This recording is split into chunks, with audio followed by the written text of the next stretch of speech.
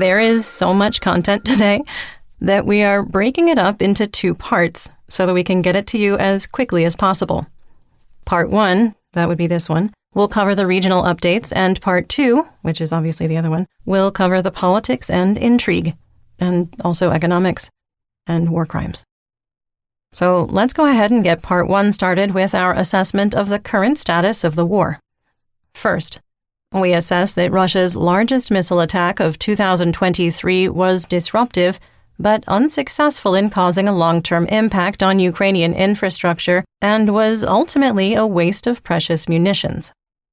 Second, we maintain that there is still a risk of a nuclear accident due to the de-energization of Ukraine's electrical grid as long as the Russian Ministry of Defense, or MOD, continues to target Ukraine's power industry. Third, we maintain that Russia can no longer tap its strategic reserve of Kalibr cruise missiles and can only launch its monthly production of 25 to 30 missiles a month. Fourth, we maintain that the Russian Federation armed forces are combat ineffective and are only capable of effective attacks on a small area of the front, such as Bakhmut. Fifth, we maintain that Russia has committed almost all available ground forces to Ukraine and cannot maintain the current level of personnel and equipment losses. Sixth, we assess that the public infighting between private military company, or PMC, Wagner Group's leader, Yevgeny Prigozhin, and the Russian MOD has reached a dangerous level that threatens to derail the only successful Russian offensive operation since June 2022 in Bakhmut.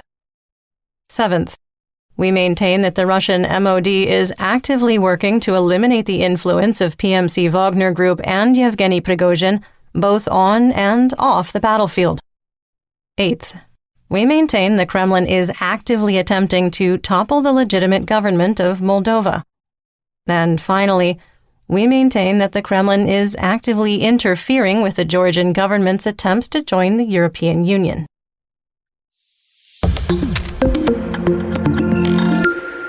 Let's get some regional updates, starting with Kharkiv.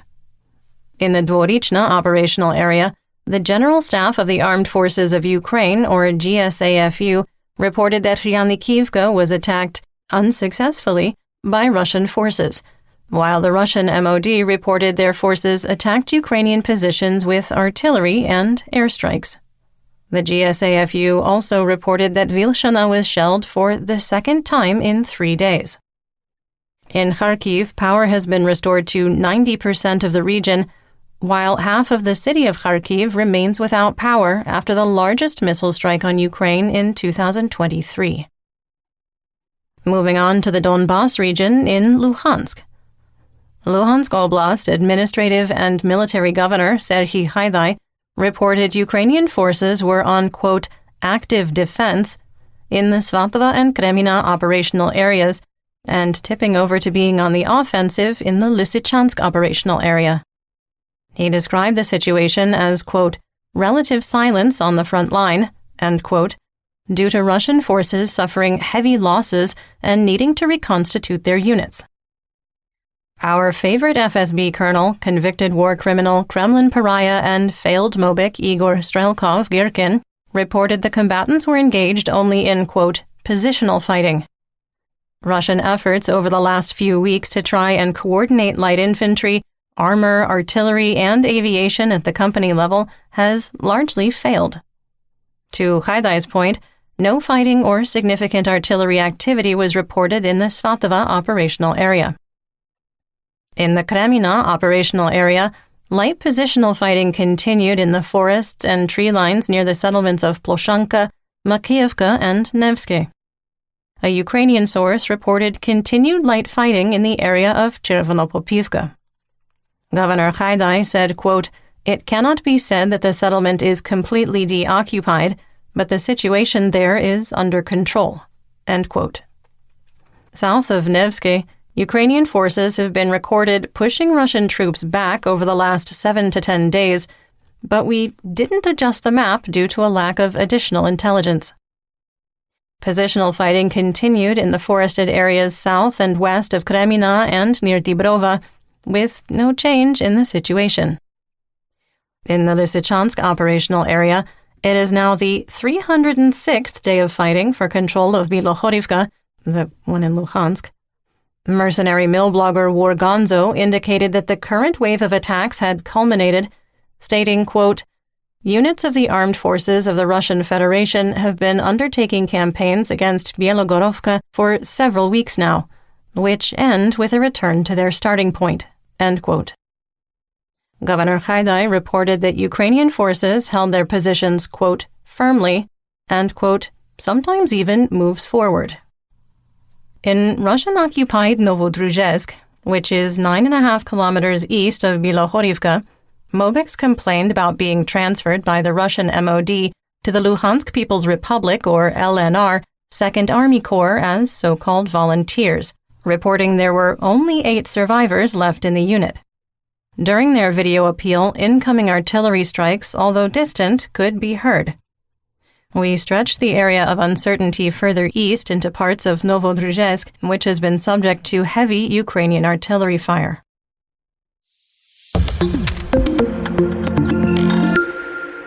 In northeast Donetsk, in the Siversk operational area, elements of the 2nd Army Corps continued their attacks on Spirne without success. In the Soledar operational area, PMC Wagner launched an overnight attack on Vasilivka, but could not advance into the well-defended village. In the Bakhmut operational area, Russian and Ukrainian forces continued to trade territory. PMC Wagner advanced westward on the northern flank and pushed further into the city's southeast corner. Ukrainian forces pushed PMC Wagner's forces away from Bogdanivka and continued to have access to the T-506 highway ground line of communication, called a GLOC, that's a supply line, through Chromova, and limited access to the T-504 GLOC. Oleksandr Syrski, commander of the Ukrainian ground forces, said, quote, "The defense forces of Ukraine made several tactical actions which did not allow the enemy to take the city into an operational encirclement by now. But the situation remains very difficult." End quote. Northwest of the city, fighting continued for control of Orikhovo-Vasilivka. George Barros of the Institute for the Study of War reported that our favorite FSB Colonel Girkin claimed the settlement was captured. It's unclear if Girkin edited his telegram post, with the former defense minister of the Donetsk People's Republic, or DNR, only reporting, quote, "fierce battles" in the, quote, "sector." PMC Wagner's social media channels did not claim success in this area. Several Russian mill bloggers claimed that Wagner mercenaries had reached the village, but at the time of recording, Yevgeny Prigozhin had made no claims of operational success in this or any other direction. PMC Wagner captured the village of Dubovo-Vasilivka after launching over 100 attacks in the last 3 days. Prigozhin wrote that fighting was still ongoing, quote, "on the outskirts of the settlement," which is supported by a GSAFU report of continued fighting. We updated the map based on PMC Wagner's information and a geolocated video that we used to update our map back on March 8th. PMC Wagner was pushed away from Bogdanivka, with their map showing their forces at the Berchivsky Reservoir's western edge. We split the difference and moved the line of conflict to the northeast. We moved the gray area away from Chromova because Ukrainian forces continue using the T-506 highway GLOC, and videos show the road and bridge remain intact. Within Bakhmut, Russian and Ukrainian forces are trading direct and indirect tank fire, artillery, and mortars along the Bakhmutovka River.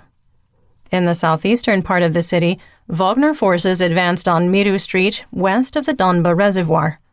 We adjusted the map to show this advance and expanded the gray area. Russian forces destroyed the MiG-17 monument in southwest Bakhmut during the overnight hours. The monument was erected as a memorial to the cadets of the Bakhmut Flying Club who participated in World War II. Fighting continued south of Ivanivsky with no change in the situation. The Russian MOD made a direct combat claim, saying units from the Southern Military District were leading the fight in this area. In the Kostiantynivka operational direction, Russian forces attempted to advance on the hamlet of Oleksandro-Shultene and were repulsed. Two misattributed claims about Bakhmut are circulating. Russian sources continue to reuse videos or highlight the same group of destroyed Ukrainian armored vehicles west of Ivanivske and claim the vehicles are newly destroyed equipment.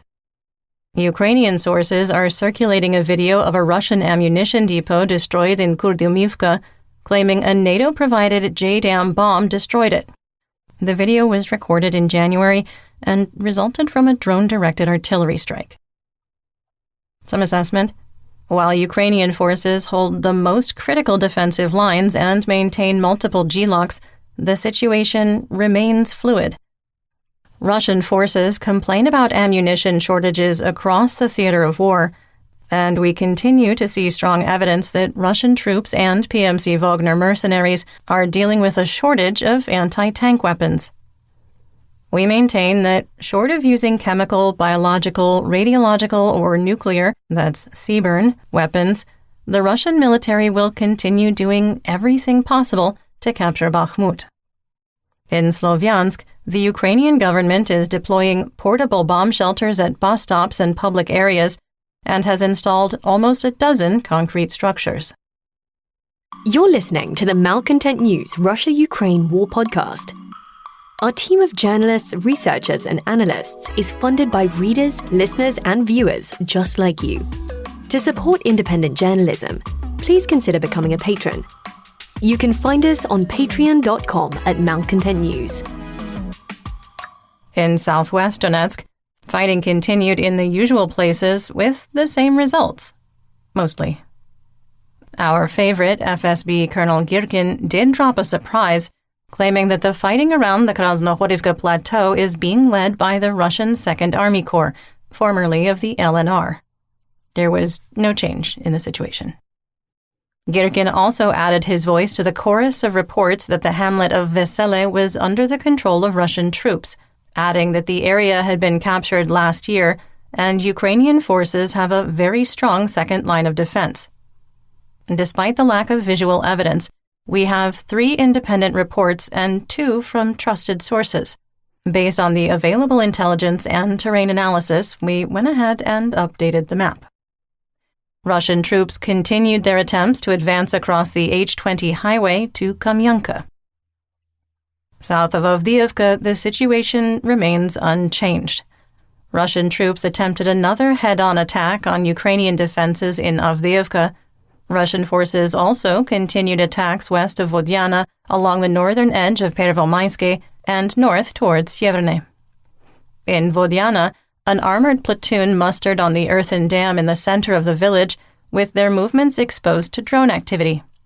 The formation got very lucky, with an airburst 155mm artillery shell missing the center of the grouping by 10 to 15 meters. Despite the near miss, the platoon was likely rendered combat ineffective. Russian forces continued sustained attacks on the Ukrainian firebase at Nevelske and continued to be unsuccessful.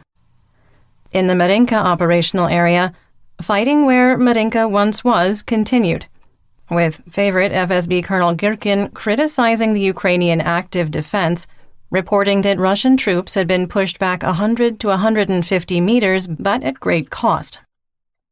Attacks on Pobeda in the direction of the pig farm were repulsed. In the Vuhledar operational area, Russian commanders woke up on March 9th and decided that another attack on Novomikhailivka would be a good use of their military resources. Were they correct? No. Wargonzo wrote about it, quote, "Good logistics make it possible for the armed forces of Ukraine to maintain the positions here," end quote. Members of the Russian 136th Separate Motorized Rifle Brigade restarted attacks on Vuhledar. Due to a lack of artillery and armor support, they suffered heavy losses and retreated to their defensive lines. In occupied Volnovakha, Russian occupation administrators claimed rockets fired by HIMARS struck a large facility that held dozens of buses in a town with a pre-war population of 20,000. Some assessment here. Volnovakha is a major logistics and transit hub for Russian troops. In our assessment, the number of buses at the facility far exceeds what would be needed to support the local population. There is video, and as with most of the photos and videos we reference, we do link to it in our full situation report on Patreon. In occupied Donetsk, the acting self-declared leader of the DNR, Denis Pushilin, dismissed Oleg Vitalyevich Makarenko from his post as commander of the internal troops of the Ministry of Internal Affairs. No reason was given in the terse two-sentence letter. 6 months after the illegal annexation of the Donetsk Oblast and promises that the border between Russia, that would be the pre-2014 Russia, and occupied Ukraine would be erased, the governor of the Rostov Federal District announced tighter border restrictions, saying that entry into the territory of the Rostov region from the territory of the DNR, as well as exit from it, can only be carried out through 3 automobile checkpoints, 1 railway checkpoint at Uspenskaya, and 2 pedestrian checkpoints. Entry and exit into the LNR are possible through 11 checkpoints. Entry and exit into the Rostov Federal District is otherwise prohibited, despite, once again, the LNR and DNR being annexed by Russia in October 2022.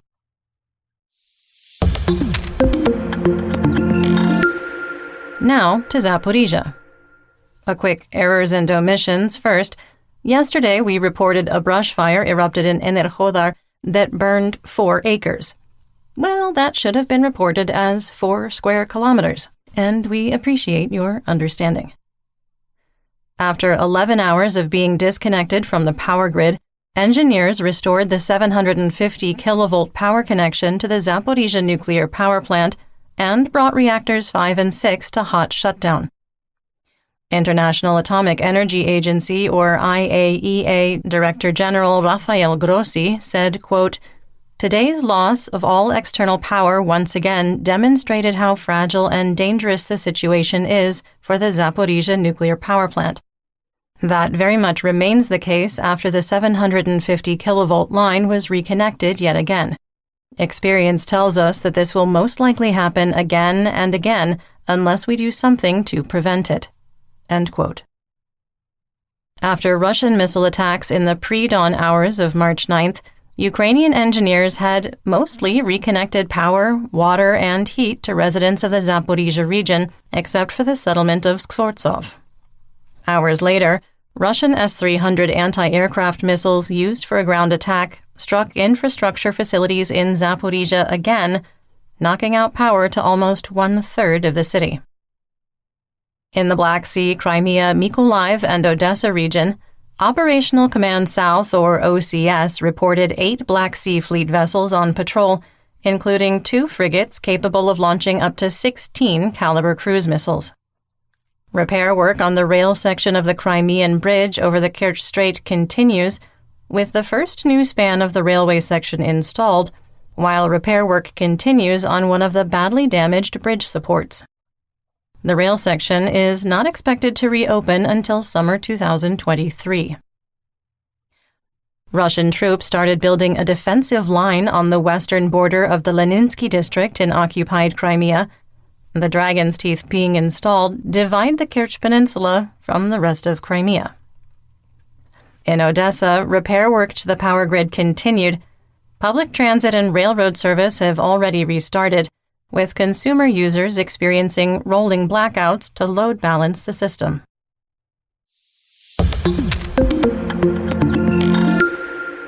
In western and central Ukraine, in Kherson, Russian and Ukrainian forces traded artillery strikes across the Dnipro River.